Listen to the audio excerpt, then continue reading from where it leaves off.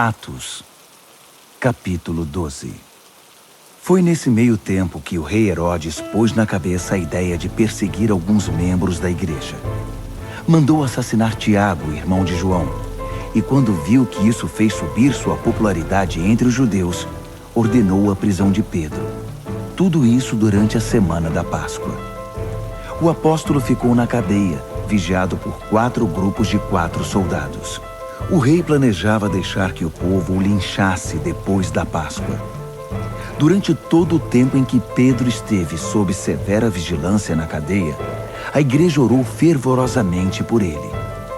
O dia em que Herodes havia marcado para a morte de Pedro estava chegando. Naquela noite, guardado por 2 soldados, um de cada lado, Pedro dormia como um bebê. Havia ainda guardas na porta, vigiando o lugar. Herodes não queria correr riscos.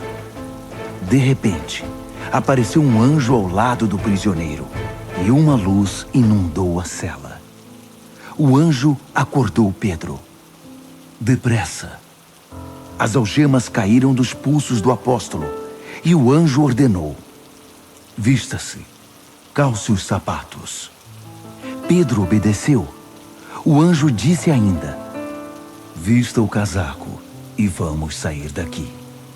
Pedro o seguiu, mas não acreditava que tudo aquilo fosse verdade. Achou apenas que estava sonhando. Depois de passar por 2 grupos de guardas, eles chegaram ao portão de ferro que conduzia à cidade, que se abriu automaticamente. Eles chegaram à rua sem nenhum impedimento. Na primeira esquina, o anjo o deixou e seguiu seu caminho. Foi quando Pedro percebeu que não estava sonhando. Não posso acreditar. Isto é real. O Senhor enviou seu anjo e me livrou das garras de Herodes e do espetáculo que a multidão judaica esperava.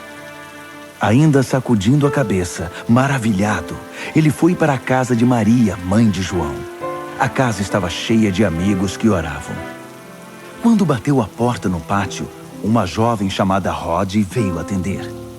Mas quando ela reconheceu a voz de Pedro, ficou tão alegre e ansiosa que correu para contar a novidade a todos, esquecendo-se de abrir a porta e deixando-o na rua. Mas eles recusaram-se a acreditar na palavra dela. Você perdeu o juízo? Disseram. Mas ela insistia em sua história. Ainda céticos, começaram a dar asas à imaginação. Deve ser o anjo dele. Durante todo esse tempo, o pobre Pedro ficou na rua, batendo a porta. Finalmente abriram a porta e quando viram que era ele mesmo, não sabiam o que dizer. Pedro os acalmou com um gesto. Depois de contar como o Senhor o havia tirado da cadeia, pediu: digam a Tiago e aos irmãos o que aconteceu. Em seguida, retirou-se dali. Ao raiar do dia, a cadeia estava em polvorosa. Onde está Pedro? O que aconteceu com ele? Queriam saber. Herodes mandou que trouxessem Pedro, e como ninguém sabia onde ele estava, nem conseguia explicar o que havia acontecido, os guardas é que foram executados. Cortem a cabeça deles! Ordenou. Cansado da Judéia e dos judeus, Herodes foi de férias para Cesareia.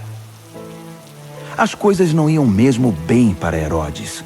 O povo de Tiro e Sidom fazia oposição a ele, mas pediram a Blasto, braço direito do rei, uma audiência com Herodes. Uma delegação tentaria, de boa vontade, acertar a situação. O motivo é que dependiam da Judéia, porque vinha dessa província seu suprimento de comida, e a situação estava se tornando insustentável. No dia combinado, Herodes, vestido a rigor, tomou seu lugar no trono e os encantou com seu linguajar pomposo e vazio. O povo também contribuiu com sua cota de falsidade, gritando louvores insinceros. A voz de Deus! A voz de Deus! Foi a gota d'água. Farto da arrogância de Herodes, Deus enviou um anjo para feri-lo. Herodes não dava nenhum crédito a Deus. Assim, ali ele caiu. Podre até a alma de modo horrível, morreu comido de bichos. Enquanto isso, a palavra de Deus se espalhava sem parar. Depois de entregar as doações à igreja de Jerusalém, Barnabé e Saulo voltaram a Antioquia. Dessa vez, levaram João, também chamado Marcos.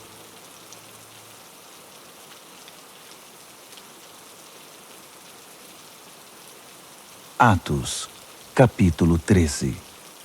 A comunidade em Antioquia era abençoada com um grande número de profetas, pregadores e mestres. Barnabé, Simão, também chamado de Negro, Lúcio de Cirene, Manaém, conselheiro do rei Herodes, Saulo. Um dia, enquanto adoravam a Deus, também estavam jejuando enquanto esperavam por orientação.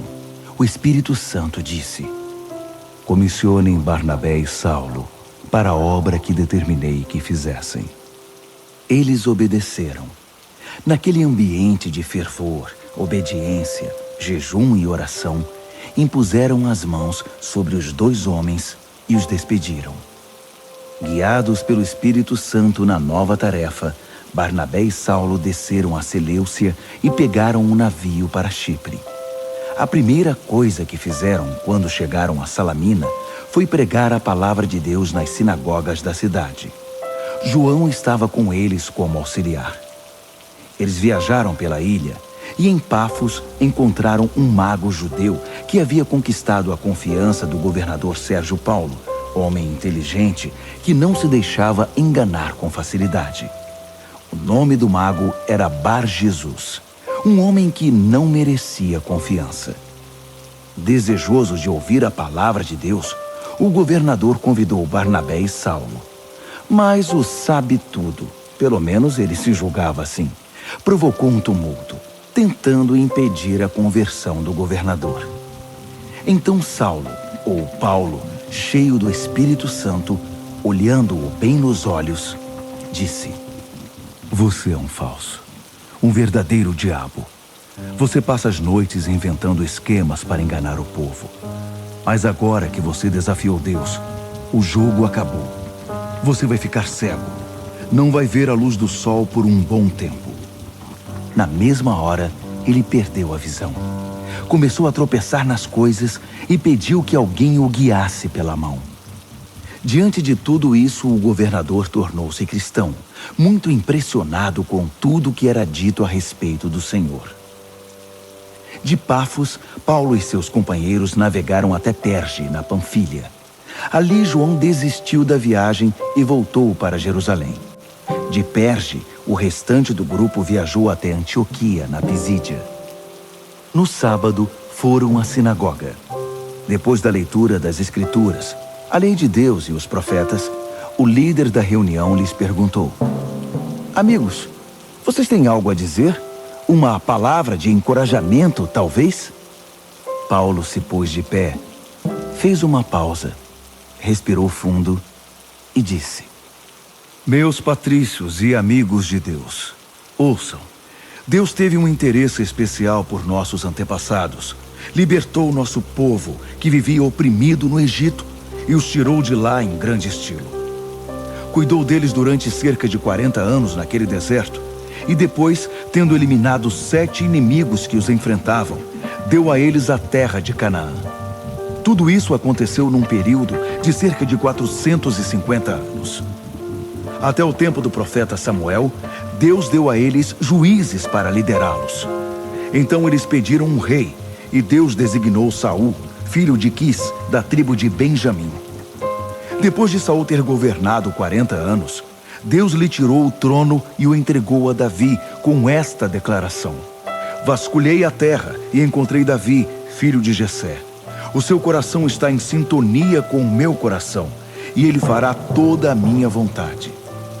Dos descendentes de Davi, Deus fez surgir um Salvador para Israel, Jesus. Foi como prometera, mas somente depois de João ter anunciado sua vinda ao povo, preparando-os para uma mudança radical de vida. No final de seu ministério, João esclareceu: vocês pensam que sou o Messias? Não sou o Messias. Mas aquele que vocês aguardaram todos esses anos está para chegar. E eu estou prestes a sair de cena. Prezados irmãos e irmãs, filhos de Abraão e amigos de Deus, essa mensagem de salvação foi enviada exatamente a vocês. O povo e os líderes de Jerusalém não o reconheceram como Messias e o condenaram à morte. Mesmo sem encontrar um bom motivo, exigiram que Pilatos o executasse. Eles fizeram apenas o que os profetas disseram que fariam, mas não tinham ideia de que estavam seguindo ao pé da letra o que os profetas haviam previsto. Embora os escritos desses profetas fossem lidos todos os sábados nas sinagogas que eles frequentavam. Depois de terem feito tudo o que os profetas haviam previsto, eles o tiraram da cruz e o sepultaram. Deus então o ressuscitou dos mortos. Não há dúvida. Ele apareceu várias vezes e em vários lugares aos que o haviam acompanhado por anos na Galileia. E essas pessoas continuam a dar testemunho de que ele está vivo. Agora, estamos hoje aqui trazendo a boa notícia a vocês. A mensagem que Deus prometeu aos pais tornou-se real para os filhos, para nós. Ele ressuscitou Jesus exatamente como está escrito no Salmo 2. Meu filho, meu próprio filho, hoje eu o celebro. Quando ele o levantou dos mortos, fez isso de modo definitivo. Ele não vai voltar a morrer e se decompor, porque Isaías afirmou: vou dar a todos vocês as bênçãos prometidas a Davi. Essa é também a oração do salmista. Tu não vais deixar que teu santo se decomponha e apodreça. Depois de cumprir a missão para a qual Deus o designou, Davi morreu e está sepultado há muito tempo, e seu corpo se decompôs. Mas aquele que Deus ressuscitou não se decompôs. Quero que vocês saibam, meus prezados, que é por causa do Jesus ressuscitado que o perdão dos pecados pode ser prometido a vocês. Ele realiza, naqueles que creem, tudo o que a lei de Moisés nunca pôde realizar.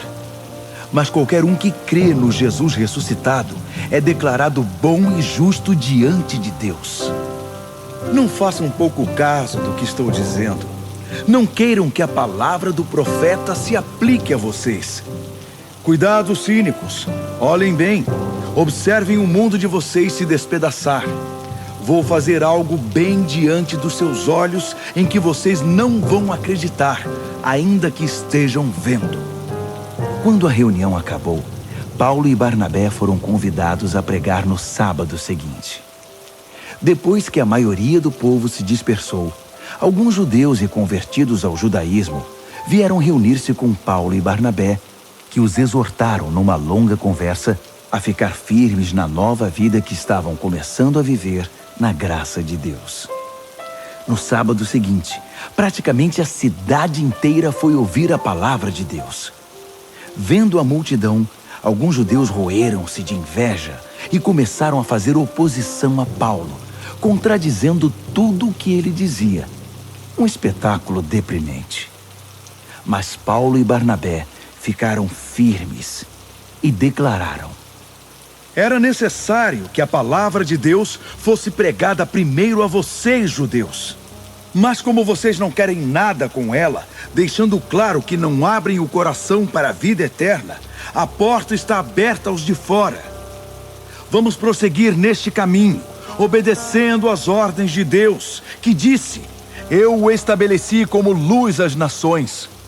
Você proclamará salvação aos 4 ventos e pelos 7 mares. Quando os de fora, isto é, os que não são judeus, ouviram isso, mal se seguravam de tanta alegria. E todos os que estavam destinados à vida plena depositaram a confiança em Deus. Eles honraram a palavra de Deus, recebendo essa vida. E a mensagem se espalhou como fogo incontrolável por toda a região. Alguns judeus convenceram as mulheres mais respeitadas e os homens de alta posição na cidade de que o agradável estilo de vida deles estava ameaçado. Alarmados, forçaram Paulo e Barnabé a sair da cidade. Os 2 discípulos deram de ombros e foram para a cidade seguinte, Icônio. Estavam felizes, transbordantes de alegria e do Espírito Santo.